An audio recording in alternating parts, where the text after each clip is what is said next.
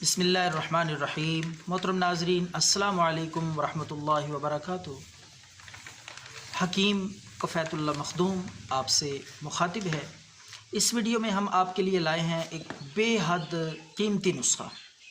وہ حضرات جو کمزوری کی شکایت کرتے ہیں، پٹھوں میں درد، پٹھوں میں کھچاؤ، درد، کمر درد، جوڑوں میں درد، اور اسی طرح سے یورک ایسڈ، پنڈلیوں میں درد، پاؤں کی ایڑیوں میں درد، اور جگر کے لیے، معدے کے لیے بے حد مفید نسخہ ہے۔ انشاءاللہ اللہ کے فضل و کرم سے جتنے لوگوں کو میں نے تیار کر کے دیا ہے یا بتایا ہے، آج تک اس کا الحمدللہ 95% رزلٹ آیا۔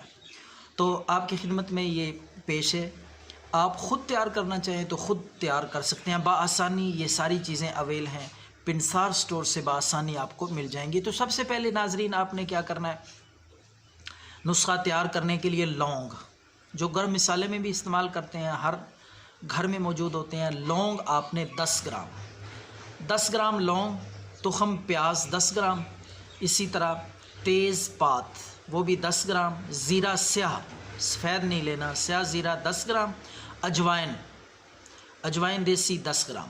یہ ساری چیزیں 10 گرام لے کر آپ نے صفوف تیار کر لینا۔ پیس کے اچھی طرح گرینڈ کر کے باریک کریں، جتنا زیادہ باریک ہوگا انشاءاللہ اس کا فائدہ زیادہ ہوگا۔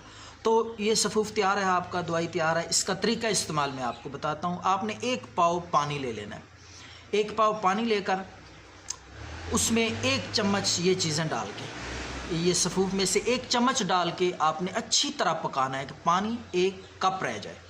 اچھی طرح پکا کے اس کے بعد یہ اتار کے آپ صبح و شام چینی ملا لیں، حسب ذائقہ چینی ملا کر، حسب ذائقہ چینی ملا کے صبح اور شام، صبح بھی نہار منہ خالی پیٹ، اور رات کو بھی کوشش کریں کھانے سے پہلے یہ لے لیں۔